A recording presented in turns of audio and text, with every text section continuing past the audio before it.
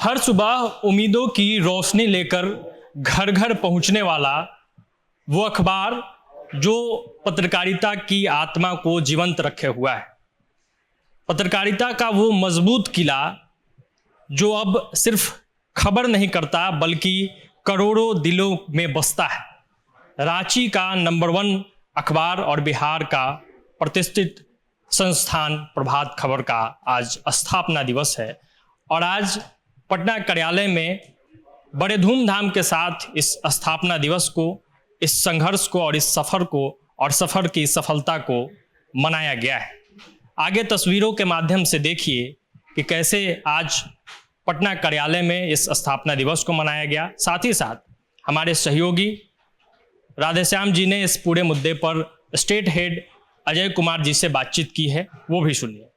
वाकई ये सब जब देखते हैं हम लोग तो यकीन नहीं होता है और ये कल्पना से परे लगता है, लेकिन साथ में हम यह भी कहना चाहते हैं कि यह सिर्फ संभव हुआ तो सिर्फ ईमानदारी, प्रतिबद्धता, काम के प्रति कमिटमेंट और अनुशासन, अगर ये सब चीजें हमारे रैंक एंड फाइल में ऊपर से नीचे तक, चाहे वो प्रधान संपादक से लेके और बिल्कुल नीचे तक नहीं होती तो शायद हम यह यात्रा आगे नहीं बढ़ पाते एक कदम भी।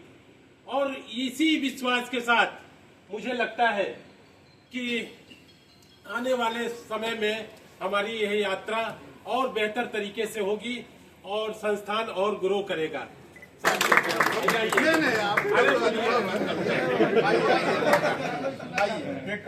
बोलिए बोलिए।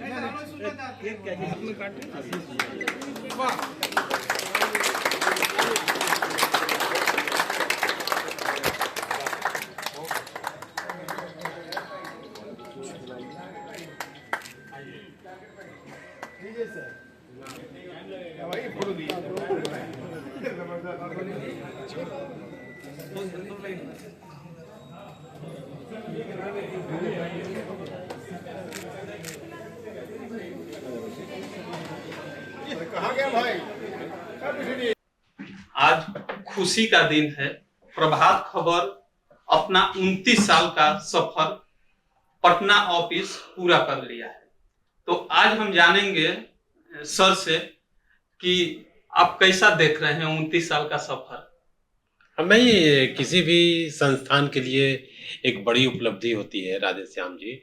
आप 29 साल का जो ये सफर है या यात्रा है आप कर रहे होते हैं तो एक लगता है कि आप जिस ऑर्गेनाइजेशन के साथ जुड़कर अपना करियर या जहां आप काम कर रहे हैं उसकी विरासत और आज का वर्तमान, इस दौरान आप कैसे पहुंचे, तो हर जगह की अपनी कहानियां होती हैं।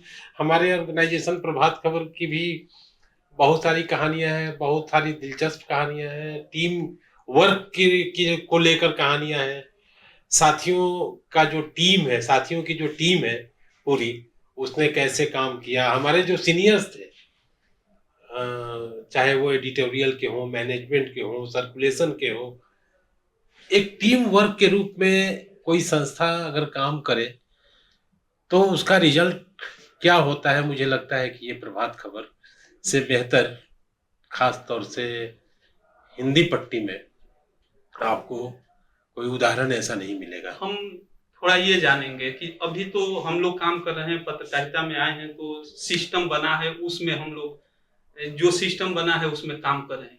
लेकिन जब प्रभात खबर पटना में आया होगा उस समय एक छोटा सा ऑफिस खुला होगा, तो उस समय का सफर कैसा होगा, और आज आप बिहार हेड के रूप में जो देख रहे हैं हम लोग का। मैं ही देखिए, संस्थान कोई भी ऑर्गेनाइजेशन बड़ा होता है तो वहाँ काम करने वाले लोग भी बड़े होते हैं, उसी हिसाब से, उसी अनुपात में। तो हम अपनी बात क्या करें, लेकिन फिर भी आप चूंकि जिक्र कर रहे हैं तो मैं ये बताना चाहूंगा कि 7 अप्रैल 1996 को अखबार का पहला अंक छपना शुरू हुआ था। तकनीकी कारणों से अब हम लोग 11 जुलाई से इसको मनाते हैं स्थापना का, लेकिन उसके पहले भी अखबार था। अखबार मतलब ऑफिस था यहाँ, और अखबार रांची से छप रहा था। और उस समय, उस दौर में समझ लें आप कि और इसका तो प्रकाशन 1984 से शुरू हो गया था रांची से। और उस समय की जो भी के मालिक के स्तर पर या जो भी इसके ओनर थे, संपादक थे या पूरी टीम थी, उस समय भी उन लोगों ने यह चुनौती ली कि रांची से छाप के इस अखबार को पूरे बिहार में भेजना है। ये 84 की बात मैं तो बता रहा हूँ। रांची से यहाँ और रांची से सबके बिहार, सिर्फ पटना नहीं। जी तो ये अपने आप में ही सोचना ही बड़ी बहुत ही संघर्ष। चैलेंज वाला काम था। तो मुझे लगता है कि इसके डीएनए में ही ये रहा कि हमें चुनौतियों से जूझना है, चुनौतियों से जूझते हुए अपनी जगह बनानी है। तो वो नया मैनेजमेंट आया 89 में, उषा मार्टिन ने, और उसके प्रमोटर की ओर से जो था कि भाई आप एक अच्छा अखबार निकालिए। और उस समय के जो एडिटोरियल टीम थी या मैनेजमेंट की टीम थी, सर्कुलेशन की टीम थी, उन लोगों ने उसको बिल्कुल नए तरह से कंटेंट के स्तर पर हो, कामकाज के स्तर पर हो, ऑफिस में अनुशासन के स्तर पर हो, रांची में एक व्यवस्था बनाई। और उसके बाद आप समझ लें कि उस समय रांची में आज अखबार था, जमशेदपुर में उदित वाणी, फिर धनबाद में आवाज, ये सब स्थापित, और बहुत रांची एक्सप्रेस, रांची से प्रकाशित होने वाला अखबार रांची एक्सप्रेस। और इन तमाम अखबारों की अपनी हैसियत थी, अपनी प्रतिष्ठा थी। और उस समय भी आप कह सकते हैं कि स्थानीय स्तर पर इस तरह की प्रतियोगिता थी। इसके बावजूद प्रभात खबर, कंपटीशन भी होगा। कंपटीशन जाहिर तौर पर, आपको तो मैंने नाम गिना दिया, जी इतने सारे अखबार थे। आज तो था ही, रांची एक्सप्रेस स्थानीय अखबार था रांची का। और उसमें आप नए तरह से आते हैं उस मार्केट में, नए विजन, नई दृष्टि के साथ आते हैं, नए एडिटोरियल कंटेंट के साथ आते हैं। और जो फॉर्मेट था पत्रकारिता का, उसको आप तोड़ते हुए अपनी जगह बनाते हैं। और तकनीक ने, राधेश्याम जी, बहुत कुछ बदल दिया है। पहले तो मैं आपको एक किस्सा सुनाता हूँ कि खबर भेजने की भी क्या चुनौती थी, ये भी अपने आप में आज के जमाने में मुझे लोग, भी मन में ख्याल चल रहा था कि आज तो हम लोग व्हाट्सएप से और खबरों की इतने स्रोत हैं, खबरों के इतने स्रोत स्रोत हो गए हैं कि आपके पास सूचनाएं तो तुरंत आ जाती है, और कई तरह की सूचनाएं आ जाती है। लेकिन उस समय एक घटना का हम उल्लेख करना चाहेंगे। हालांकि उस समय अखबार का प्रकाशन यहाँ से शुरू नहीं हुआ था, फिर भी ये हम सब पत्रकारों को और मीडिया जगत में काम करने वाले लोगों को जानना चाहिए कि आपके सामने हर समय की जो चुनौतियां होती हैं वो किस तरह की होती हैं, और खबर भेजने की चुनौती भी कैसी थी। अब जैसे मान लीजिए कि वह दौर था 90 का दौर, 92-93 की घटना होगी मुझे जहां तक याद आ रहा है। और रात में ये पता चला कि उस समय के दो बड़े राजनीतिज्ञ, बाहुबली, जिनकी गिनती होती है आनंद मोहन और पप्पू यादव जी, वो पटना में सूचना मिली कि इन दोनों के बीच सौर बाजार है सहरसा में, वहां पर एक्सचेंज ऑफ फायरिंग हो गई है सड़क पर ही, दोनों के बीच में। अब सवाल ये था कि इस खबर को कैसे रांची पहुंचाई जाए, कैसे भेजी जाए। तो हमारे उस समय ब्यूरो चीफ थे मणिकांत ठाकुर जी, जो हम लोगों का ऑफिस चलता था उन दिनों, सूर्या अपार्टमेंट है पेरेजा रोड पर, 22 सूर्या अपार्टमेंट, वहां पर। तो ये था कि अब खबर हम लोग भेजें इसको। लेकिन हुआ क्या कि पूरी लाइन जो टेलीफोन की थी वो ब्रेक डाउन हो गई थी। अब ब्रेक डाउन के चलते आप खबर, कम्युनिकेशन था ही नहीं, बंद हो गया। हम लोग बहुत दुखी थे, बहुत मायूस थे कि कैसे इसको कम्युनिकेट करें। मतलब खबर पूरी तरह से तैयार हो गई थी, सूचनाएं मिल गई कि वहां ये घटना घटी है, लेकिन अब आप सूचना को आगे कैसे बढ़ाएंगे, इसलिए कि आपके पास जो भी साधन था वो तो बस टेलीफोन था। टेलीफोन के अलावा मान लीजिए कि और क्या उस समय व्यवस्था थी, और तो हमको नहीं लगता है कि कुछ तो सुने हैं कि ट्रेन से नहीं, वो तो था ही। वो तो हमारे बहुत सारे जो पुराने साथी थे जो पूर्णिया से और उस इलाके से, कोसी से, भोजपुर से या शाहबाद से, तो वो उनके पत्र से ही भेजते थे, खबर भेजते थे, बस से या ट्रेन से। जी तो यही व्यवस्था थी। अब क्या किया जाए, भारी मशक्कत। और फिर बाद में मुझे लगता है कि वो फैक्स का जमाना आ गया था उस समय, जी ऑफिस में फैक्स लग गया था, लेकिन प्रॉब्लम वही था, वो तो संचालित होता था टेलीफोन से, जी टेलीफोन लाइन होगी ठीक, हम्म, तो वो उसका आपका जाएगा सर्वर हाँ, नहीं वो जो पेपर था अच्छा हाँ वो उससे भेजा जाता था। तो वो एक नई चीज आई थी उस समय, जी हमको लगता है 91-93 के बीच में वो बाजार में फैक्स हम्म, और काफी चलन, नई तकनीक थी वो, कि आप अपनी चीजों को हम भेज सकते हैं। टेलीप्रिंटर की जगह पर आप वो नई एक सुविधा, नई तकनीक आ गई थी जी फैक्स वाली। तो अब जो कुछ कर नहीं सकते हैं, तो बहुत मायूस होके मुझे याद है कि मणिकांत सर 8-9 बजे के आसपास बोले कि चलो अब चला जाए, तुम भी प्रयास करना घर से, हम भी करते हैं, क्या हो सकता है। तो हम बोले कि आप क्या हम मतलब वहाँ टेलीफोन एक्सचेंज में हम लोग प्रयास करते हैं। हम बोले कि हाँ तुम भी करो, हम भी करते हैं, दूसरा कोई उपाय था ही नहीं। मुझे याद है कि हम रात में आए घर पर, तो हमने टेलीफोन एक्सचेंज को फोन किया, कोई जो उस समय का नंबर होगा 139 या जो भी, पता नहीं, याद नहीं आ रहा है वो नंबर।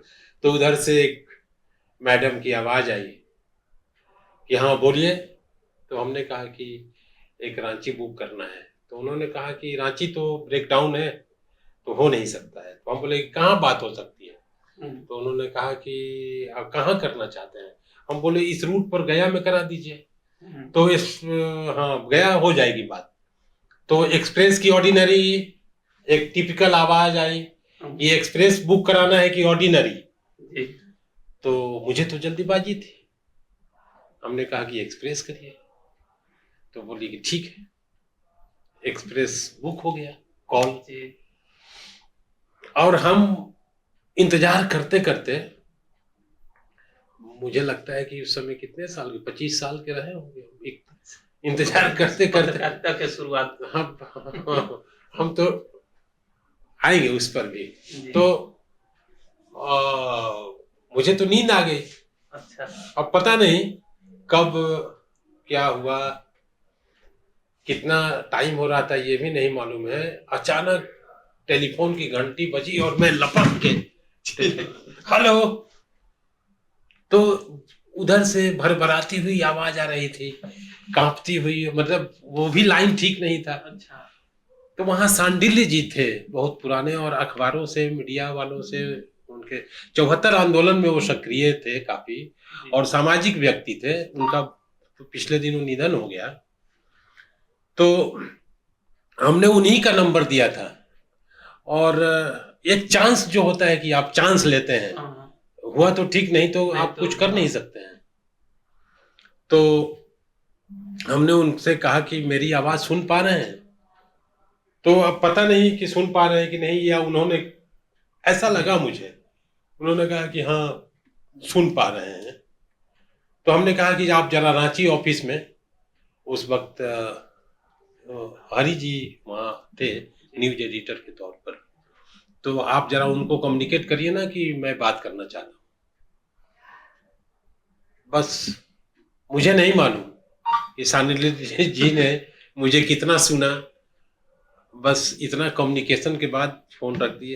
थोड़ी देर में फिर फोन की घंटी बजी, और उधर से आवाज आई कि तुमको नींद नहीं आती है क्या, क्या हो गया। तो हम बताए कि अरे बड़ी खबर है भैया, वहाँ सौर बाजार में दो जो यहाँ बाहुबली है बिहार में, उन दिनों इनकी पहचान इसी रूप में थी। हाँ, उनके बीच सड़क पर गोली चल गई है और काफी ये हुआ है। तो वो खबर प्रभात खबर में पेज 1 पर, सिर्फ प्रभात खबर में, रांची से छपने वाले किसी भी अखबार में वो खबर नहीं थी, सिर्फ प्रभात खबर में थी। तो इस तरह की चुनौती भी थी जब तकनीक का अभाव माने नहीं थे, तकनीक का वो स्तर नहीं था। तो इस तरह की बहुत सारी घटनाएं हैं, अनगिनत, मैं कितनों के बारे में बताऊं।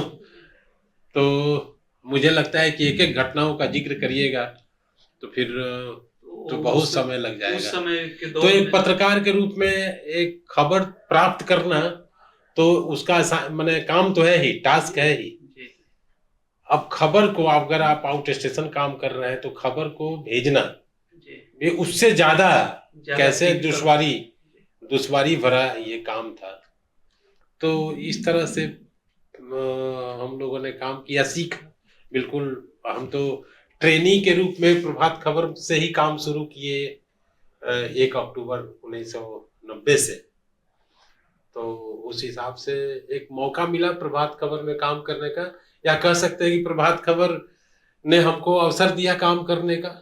हमारे जो सीनियर थे उन लोगों ने, यहाँ मणिकांत जी थे, वहाँ संपादक के तौर पर हरिवंश जी थे, और उन लोगों ने मुझे मौका दिया, काम करना सिखाया, और मुझे एक्सपोजर मिला रिपोर्ट के जरिए, खूब खबरें छपी। तो ये आज खास कार्यक्रम प्रभात खबर के स्थापना दिवस पर आयोजित था, और प्रभात खबर लगातार अपने मोटो के हिसाब से, अपने उस टैगलाइन के हिसाब से काम करते रहेगा, और हम उम्मीद करते हैं कि बिहार जागे और देश सबसे आगे। धन्यवाद। प्रभातखबर.com, विश्वास वही, रफ्तार नहीं।